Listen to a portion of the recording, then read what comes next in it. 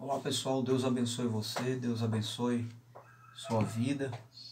Nós voltamos à nossa quinta aula, a aula de bibliologia, e você pode abrir a página do livro 133. Estaremos tratando sobre preservação e tradução bíblica, ok? Então, nós estamos já com a última lição e vamos estar trabalhando em cima da tradução e preservação bíblica. Então, muito bem. Então, a princípio, o nosso foco é a preservação e tradução bíblica. Estaremos falando das principais línguas dos textos originais da Bíblia e a importância que essas línguas tiveram na formatação do cânon bíblico.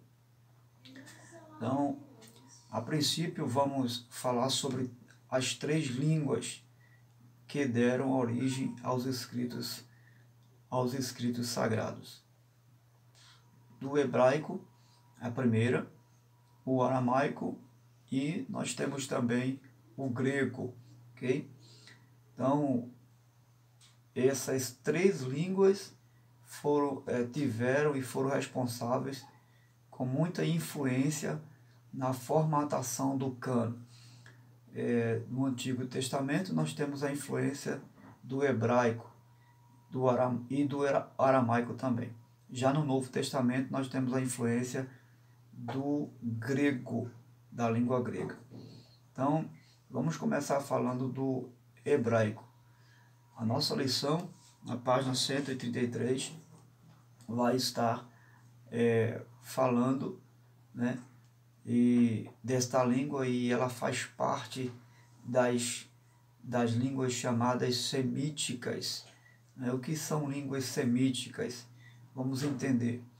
Então, línguas semíticas eram línguas faladas na região do Mediterrâneo, exceto em algumas regiões, mas na Ásia Mediterrânea. Então, as línguas semíticas formavam alguns ramos e esses ramos foram divididos em alguns grupos. Ou seja, essas línguas elas se ramificavam em algumas regiões da Mesopotâmia, ok? Então, o hebraico que vamos destacar aqui fazia parte de um grupo de cananeus, e é exatamente por causa da região onde o hebraico se originou. Então, a língua hebraica ela se denomina língua cananeia, né? Justamente, ou do cananeu, pelo fato de ter se originado nas regiões da Mesopotâmia. Então, os grupos das línguas semíticas surgiram no Oriente Médio no 2º milênio e antes de Cristo, ok? Essas línguas desenvolveram um papel muito importante no seu contexto.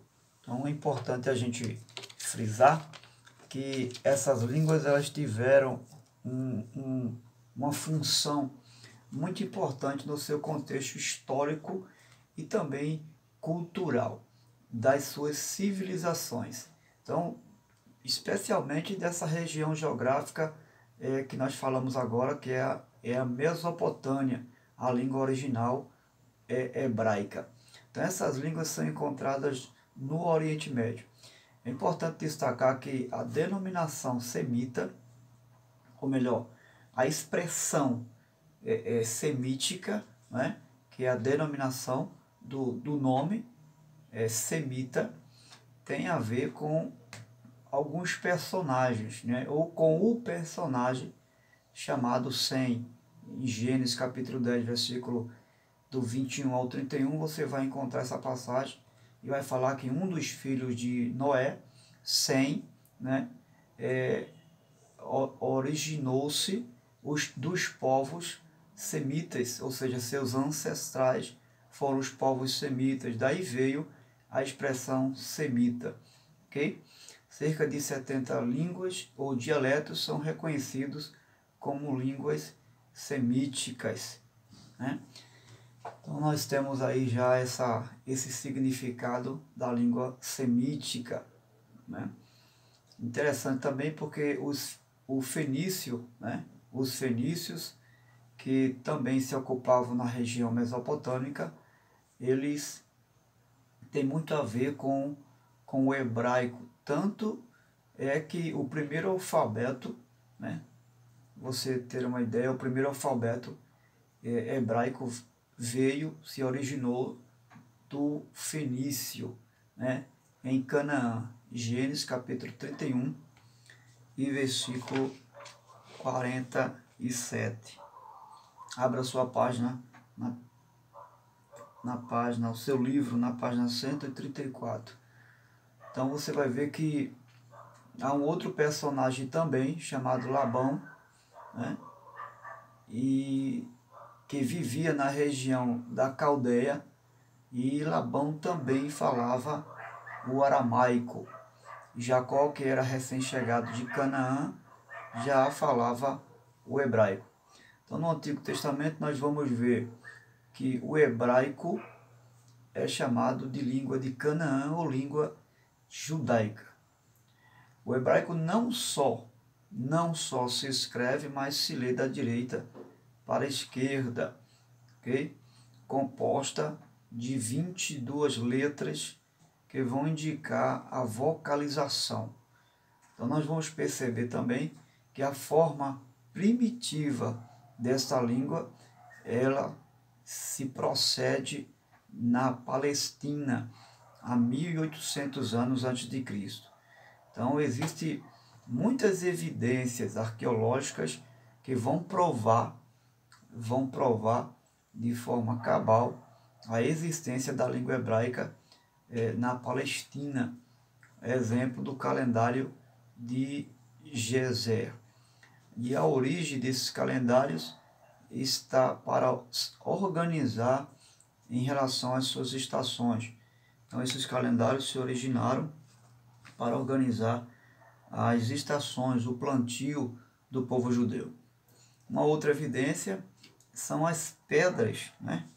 Nós temos aí também,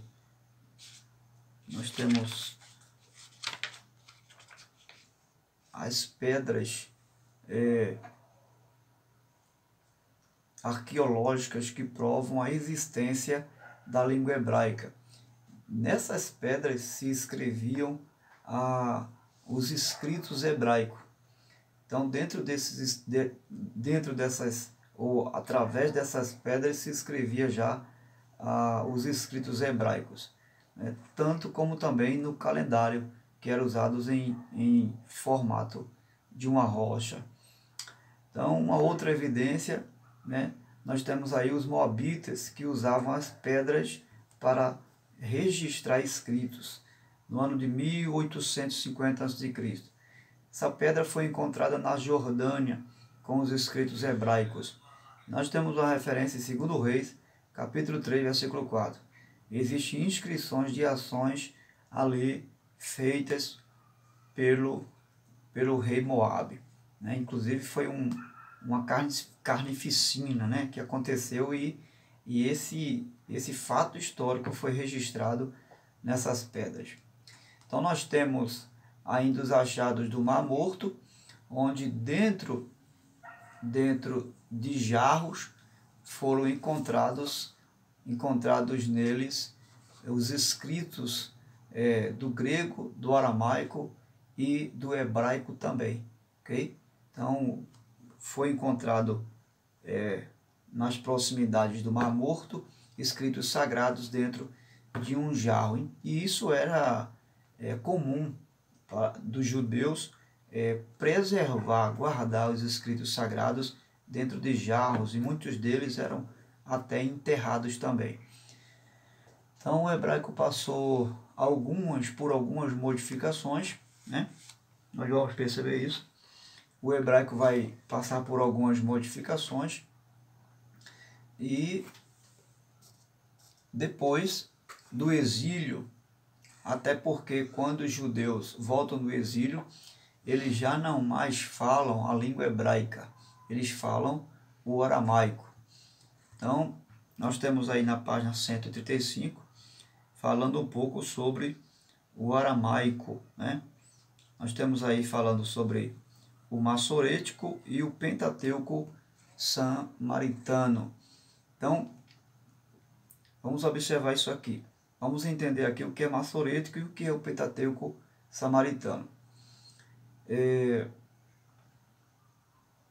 Nós temos a palavra massorética e esses massoréticos ou massoréticos eram escribas judeus, né? E esses homens, eles tinham a responsabilidade, eles se dedicavam no objetivo de preservar as escrituras ou os escritos sagrados, ok? Eram escribas judeus que preservavam as escrituras, que hoje constituem os escritos do Antigo Testamento. Eram chamados de massoretas. Esses homens, judeus escribas, eram chamados de massoretas, né? Que vem da expressão massorá, que quer dizer tradução. Então, por isso que eram chamados de massoretas, porque eram os homens responsáveis pela tradução do Antigo Testamento. Eram responsáveis por preservar a origem dos escritos, né? Eles tinham o cuidado em pronunciar de forma correta as palavras. E aí o idioma hebraico, eles não vão aparecer na escrita, mas na fala, ou seja, a expressão vocal, os consoantes, né? Eles não vão se caracterizar nos escritos, porque nos escritos não aparecem as consoantes, né? São letras, né?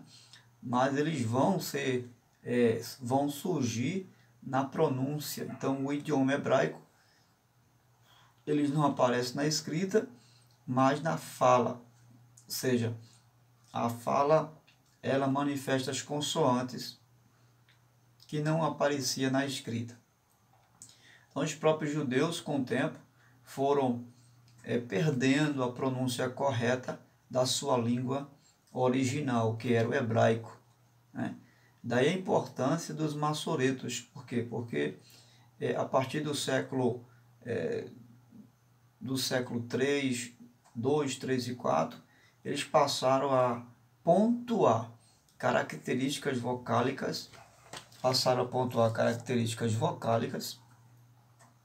que eram sinalizações, né? Sinalizava as expressões vocálicas dos judeus que já estavam perdendo a pronúncia correta da fala hebraica. Então eles corrigiam isso aí, ok? Lembrando que há dois tipos de textos massoréticos, né? O outro é o Pentateuco samaritano, que nós vamos ver agora. Esse é um, esse é o outro. Então o Pentateuco samaritano, ele emprega a antiga característica hebraica. E esse Pentateuco samaritano é do tempo pré-cristão, ou seja, bem antes da igreja, né, lá no Antigo Testamento, esse Pentateuco samaritano já existia, ok? Então, só para a gente não esquecer que o Pentateuco samaritano, né, embora a Bíblia vai registrar a presença dos samaritanos no Novo Testamento, mas eles só surgiram lá no Antigo Testamento. Então, o que foi esse Pentateuco samaritano? Quando houve o retorno dos judeus do exílio, os judeus recusaram a festejar o seu retorno com os samaritanos. E como é que eles festejavam o retorno deles do exílio, cultuando a Deus no templo. Só que eles não aceitaram a presença dos samaritanos. Então, a partir daí, o que os samaritanos fizeram? Eles construíram um templo, né, para eles, no Monte Gerizim, e com isso estabeleceram também leis, okay, para os cultos cerimoniais que eles queriam realizar. Então, o Pentateuco foram preservados pelos samaritanos, né, embora não chamassem de Pentateuco. Eles chamavam o Pentateuco de a lei do Senhor. Okay? E, então, essa era a única parte do Antigo Testamento que os samaritanos aceitaram como autoridade divina. As outras partes do Antigo Testamento não eram aceitas pelos samaritanos. Então, o Pentateuco samaritano foi escrito antes do cativeiro, ou seja,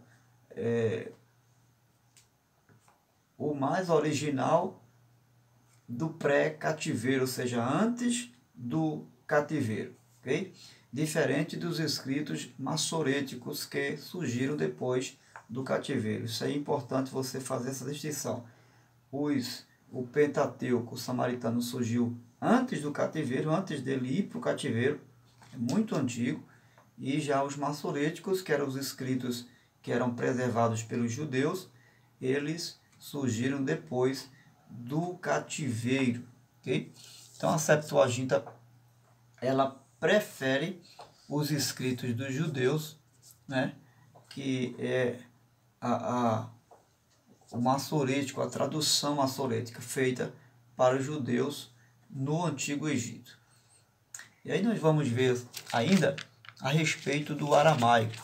Como nós falamos, a língua, um dos idiomas que prevaleceram no primeiro século, no período de Jesus e também dos discípulos, foi o aramaico. A gente vai perceber aqui na página 135, o aramaico é um idioma semítico falado desde 2000 a.C. Okay? Então, o aramaico, tanto quanto o hebraico, são idiomas semíticas, okay? Que são idiomas falados na Ásia Mediterrânea, nos tempos de Jesus e também dos apóstolos. O aramaico era o idioma mais falado de Jesus, né, por Jesus e pelos discípulos. E é bom entender que ele era muito semelhante, a língua aramaica era muito semelhante à língua hebraica. Tinha o mesmo alfabeto, okay? Eles tinham o mesmo alfabeto, as mesmas consoantes do hebraico era do aramaico no sentido de se assemelhar. Então a presença do aramaico foi tão forte que acabou sobrepujando o hebraico, tomando o lugar dele. Ou seja, a expressão da língua aramaica era tão popular que chegou a tomar o lugar do idioma natural dos judeus, que era o hebraico. Vamos para a página 136. E aí você vai ver que nós temos alguns exemplos aqui de algumas falas de Jesus em aramaico. Talita cumi, menina levanta-te, Marcos 5,41. Nós temos Efatá, abre-te, Marcos 7,34. E nós temos Eli, Eli, lama sabachthani, Deus meu, por que me desamparaste? Está em Mateus 27, verso 46. Essas foram uma das falas de Jesus em aramaico, ok? Então, nós temos também algumas porções do Antigo Testamento. Você vai ver aqui na página 137, nós vamos ver que nós temos algumas porções do Antigo Testamento em Jeremias, Esdras e Daniel, ok? Neemias, no capítulo 8, do versículo 5, entre o versículo 5, 6, 7 e 9, nós vamos encontrar que Esdras, ele lê a lei e depois ele explica para todo o povo, para que o povo pudesse compreender. Então, o que é que a gente vai perceber aí? A gente vai perceber que quando Esdras lê a lei e explica ao povo, para o povo entender, há um contexto aqui. O contexto é o seguinte, é que esse texto que Esdras estava lendo, ele estava em hebraico. Ele foi escrito em hebraico. Nós já aprendemos lá atrás que o Antigo Testamento é de origem hebraica, no seu idioma, e o Novo Testamento é de origem grega, embora que depois o hebraico foi transliterado para o grego, ok?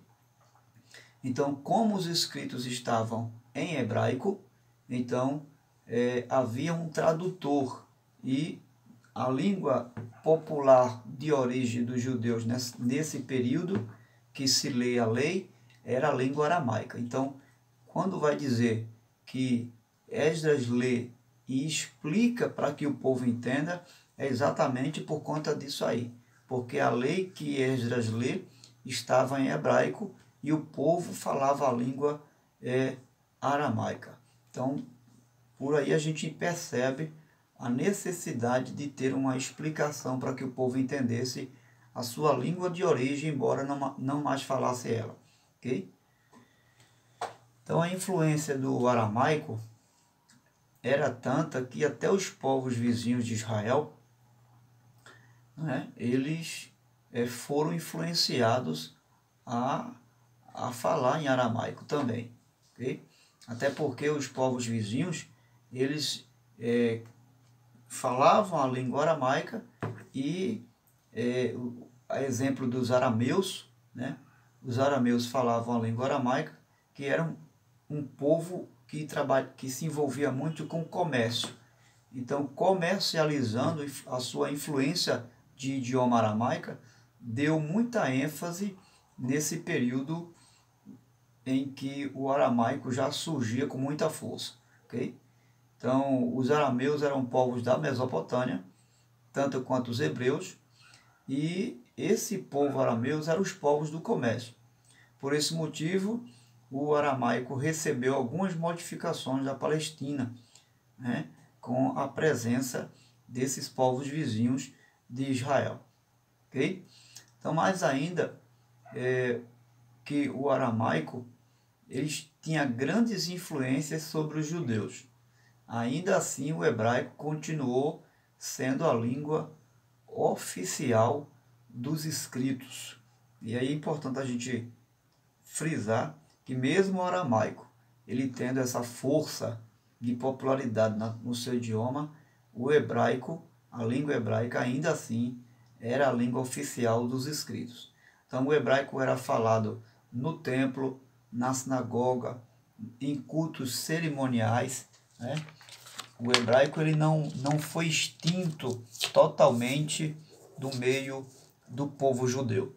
Eles tiveram o seu espaço, e toda vez que os sacerdotes iam sacrificar, eles usavam o idioma ou a língua hebraica, certo? Com o tempo, as conquistas árabes, islamismo, teve várias regiões de influências e acabou destruindo a língua aramaica. Okay? E aí, nesse tempo, você pode ir para a página 138 e 139, nesse tempo, o hebraico, que já estava sendo extinto, ele passou no ditado popular, a ressurgir, ou ressuscitar dos mortos, né?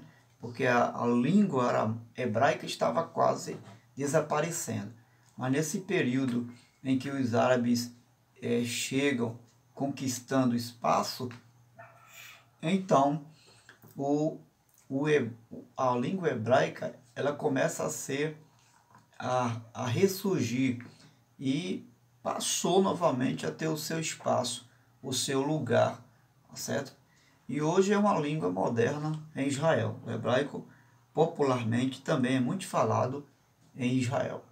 Na página 137, é importante saber um pouco da história da língua grega.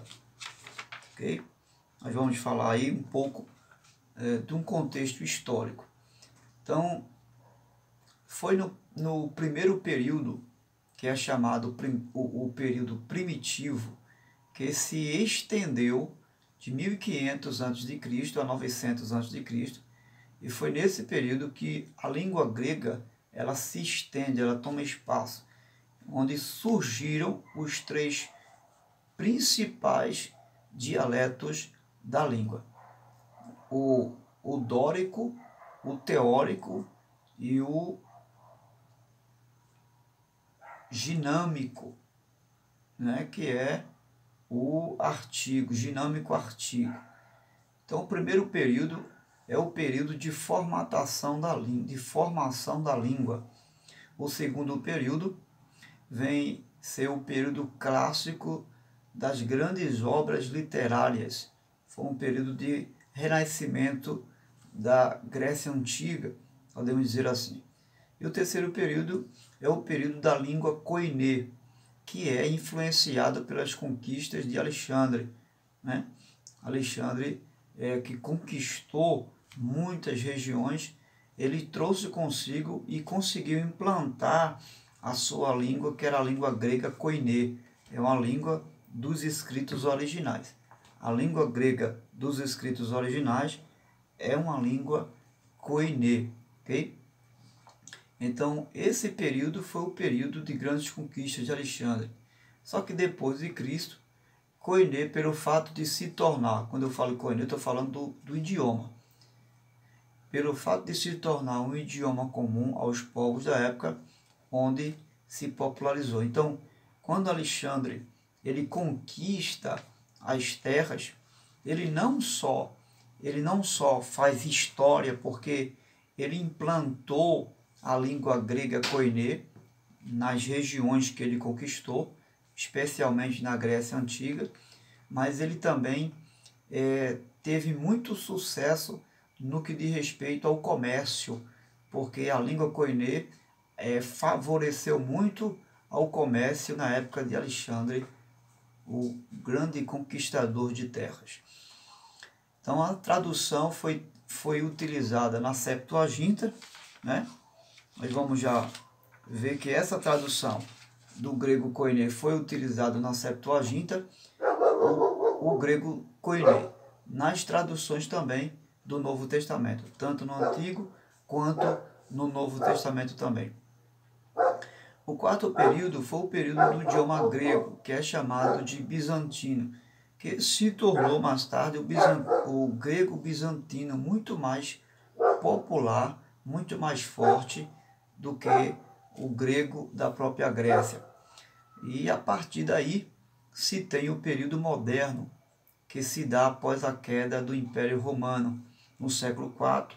O período que nós temos é a continuação do grego koiné. E aí nós vamos ver que já no Novo Testamento, na chegada da igreja, esse mesmo idioma ele já se encontra operante, né, entre o povo judeu, ok? E aí nós vamos ter aqui também o período moderno, que vem a partir, o período moderno ele vem a partir da queda do Império Romano. Então a língua de origem comum é o grego koiné, que é falado nas suas terras, e podemos chamar de terras de Atenas, nas regiões de Atenas, ok? Então esses 5 períodos da história do desenvolvimento da língua grega, ok? Nós temos, dentro de um contexto histórico, esses 5 períodos do desenvolvimento da língua grega koiné. O grego do Novo Testamento não é o grego clássico das grandes obras literárias que nós falamos agora há pouco, no período lá de trás, ok? Então, quando Alexandre ele conquista as muitas terras, então ele implanta nessas terras o grego koiné, que é de origem dos escritos sagrados que nós falamos lá no comecinho da Septuaginta, ok? os eruditos usaram esse escrito aí. Então veja que Deus preparou, né? O próprio Deus preparou esse cenário para que fosse anunciado a sua palavra. E nesse período, em toda a região da Ásia Menor, Ásia Maior, toda aquela região do Oriente Médio, predominava a língua grega koiné, né? Haja vista que nós falamos que os judeus falavam o aramaico, né? Mas depois que o aramaico ele desapareceu com a chegada da influência dos árabes, das conquistas do islamismo, veio ressuscitar o hebraico, né? Só que com o desenvolvimento da língua grega koiné, que era a língua dos textos originais, então toda aquela região foi tomada por esse período do idioma grego. E isso nós podemos perceber como a mão de Deus preparando os povos para receber a mensagem do Evangelho. Okay? Então isso aconteceu no tempo oportuno. E até no Egito o grego se impôs como uma língua oficial daquela época também. Então o grego passou a ser um veículo de comunicação mais fácil dos tempos do primeiro século, podemos chamar assim. E aí nos dias de Jesus, os judeus, tanto quanto Jesus, também entendiam o grego, mas entendiam também o aramaico. Então nós vamos ver que houve um milagre da parte de Deus por ter preparado os povos nesse idioma grego. O mesmo Deus que deu a ordem para que o Evangelho fosse anunciado, né? Ele mesmo preparou as pessoas para ouvir esse Evangelho através do idioma grego. Ok? Maravilha, né? Daí a importância de eu e você conhecermos um pouco mais sobre a língua grega, que é a língua dos originais, na hora de uma interpretação bíblica, na hora de uma aplicação bíblica, conhecer um pouco do grego no original, dos textos sagrados no original, é muito importante.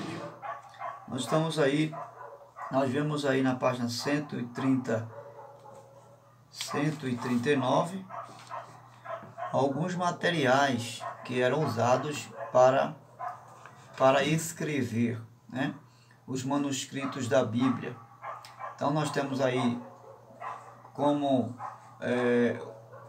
os manuscritos, os rolos, os livros da antiga literatura escrita. A mão não tinha outro meio de escrever, era escrito à mão. E aí nós temos várias ferramentas que eram usadas para se escrever. Nós temos aí o linho, nós temos o ostraço, a pedra, a argila, a madeira, e os dois últimos da época, que era mais caro, era o couro e o papiro, né? E esse couro aqui é o mesmo pergaminho da época. Eram formatos, okay, que traziam como evidência os escritos sagrados. E foram encontrados em muitos materiais como pedra, como argila, né? Muitos deles foram encontrados escritos sagrados. Assim nos mostra a arqueologia bíblica. Então aí nós temos o formato dos manuscritos por rolos ou código, né? Aí nós temos aí na página 142 a caligrafia dos manuscritos sagrados. Então a caligrafia da época era uncial, ou seja, todas as letras dos manuscritos eram maiúscula. Lembrando que não havia pontuação, não havia nos escritos a princípio da tradução, não havia vírgula, ok? Nós temos aí ainda uma palavrinha chamada palimpsesto. O que é isso? Palimpsesto era um manuscrito, eram manuscritos que eram reescrevidos, como os pergaminhos eram caríssimos, né?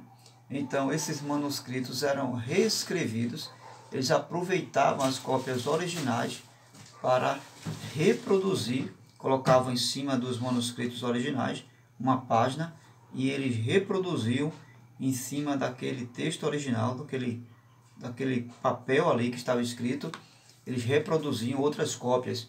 E isso se denominavam de palimpsesto. E aí nisso nós temos a providência divina. Deus, ele não permitiu que nenhuma cópia dos originais, que nós já sabemos que é autógrafos, né? A cópia original eram conhecidas como cópias autógrafas, nenhuma delas subsistiu, né? Nós não temos nenhuma cópia original. Nós temos os apógrafos, que são as cópias dos originais. E aí nós vamos perceber o porquê Deus ele não vai permitir, né? Na página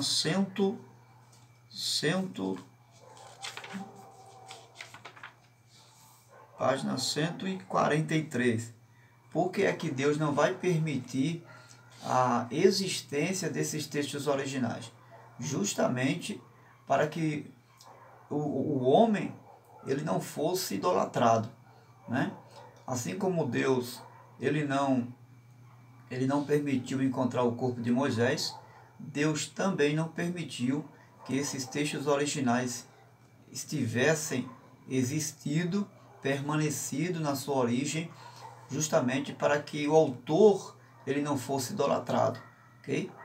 Você vai ver que Deus ele conhece o seu povo, Deus conhece o ser humano e sabia que se o corpo de Moisés fosse encontrado, ele ia ser idolatrado, né?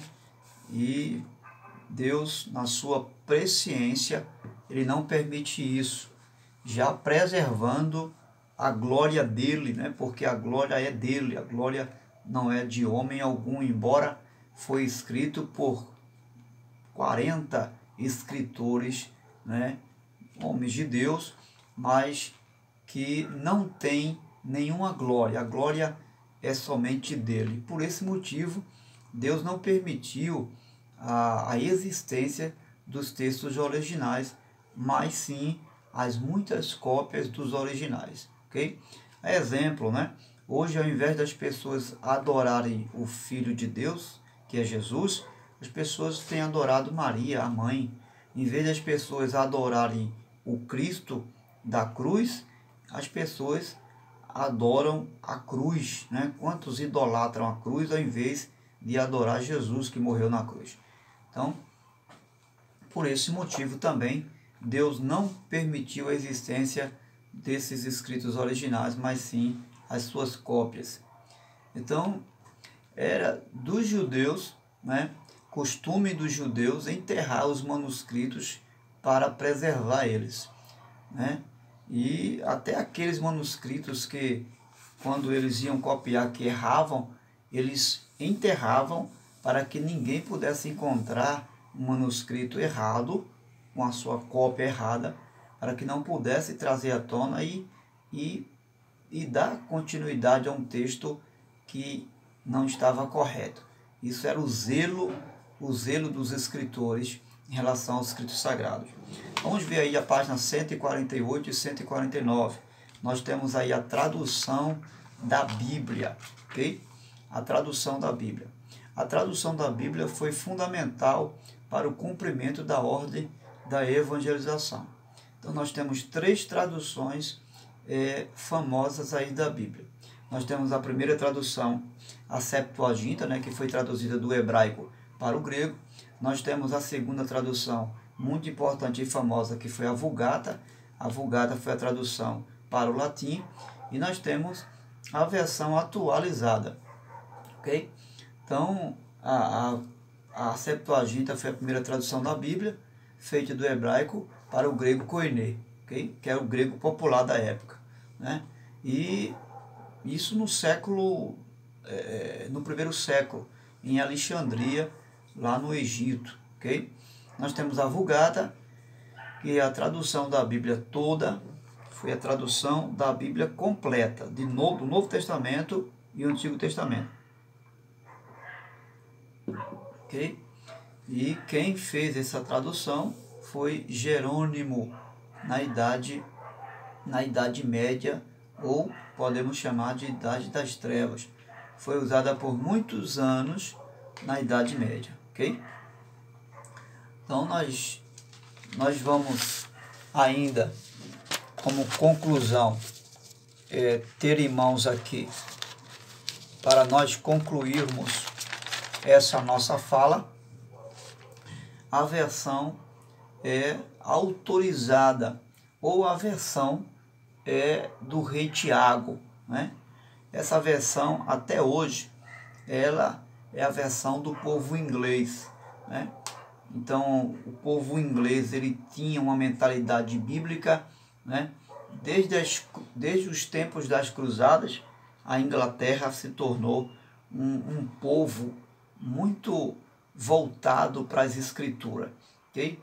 Então, a versão autorizada, ou a versão chamada versão do rei Tiago, que era o rei da Inglaterra na época, ela foi uma das versões que até hoje é conhecida no meio do povo inglês. Nós temos como tradutor da nossa língua portuguesa João Ferreira de Almeida, ok? Foi um ministro da Igreja Reformada que evangelizou nosso Brasil no século XVII. Embora ele não traduziu logo os escritos para o nosso português, mas para a língua portuguesa, muitos anos depois é que esses escritos foi traduzido para a nossa língua portuguesa brasileira, ok? Ele não terminou toda essa tradução. A primeira tradução que ele fez foi do Novo Testamento, depois ele fez a tradução do Antigo Testamento, que chegou até o profeta Ezequiel. Nas meadas do capítulo 40, 45, ele ficou por ali porque ele faleceu e veio outros ministros que o substituiu, tá certo?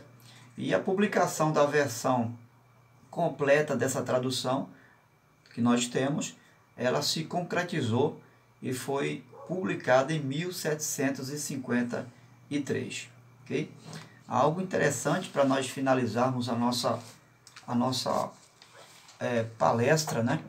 A nossa aula de tradução e preservação dos escritos, é que nós temos por trás dessas traduções dois textos gregos.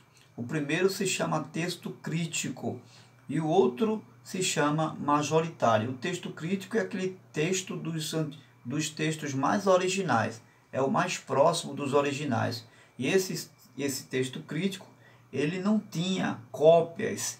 Aliás, eles eram alguns apenas que estavam guardados. Inclusive, era um dos textos que eram mais usados para se copiar e se usar para enviar para outros povos, né? Já os majoritários eram os escritos das cópias dos originais, que por sua vez tinha de montão, por isso que era conhecido como os textos majoritários, ok? Mas existe ainda dois tipos de tradução. Existe um chamado o texto formal, né? E existe o chamado texto dinâmica. Qual é o texto de tradução formal? O texto de tradução formal é aquele que transmite o texto como ele está, ok?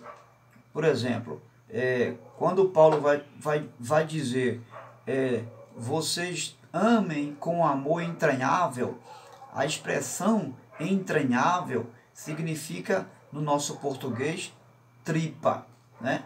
Então, se fôssemos usar essa expressão hoje, amai-vos com amor das tripas, não seria inteligente, não seria muito aceitável. Então, eles falavam as palavras no seu texto como ele era, ok? Não na sua interpretação. Não havia a interpretação de palavras por palavras. Esses textos se chamam textos formais. Já o texto dinâmico é um texto que traz consigo a interpretação original do texto, ou seja, a palavra do português ela é traduzida para o seu original no grego, e também a palavra do original grego é traduzido para o português, ok? Então, são elementos de ferramenta importante para as traduções. E aí nós vamos ficar por aqui, e eu espero que você tenha boa aula, bons estudos, e que possa ter compreendido e absorvido com muita ênfase todas essas aulas que acabamos de deixar para você com muito carinho, com muito amor. Foi feito com muito apreço.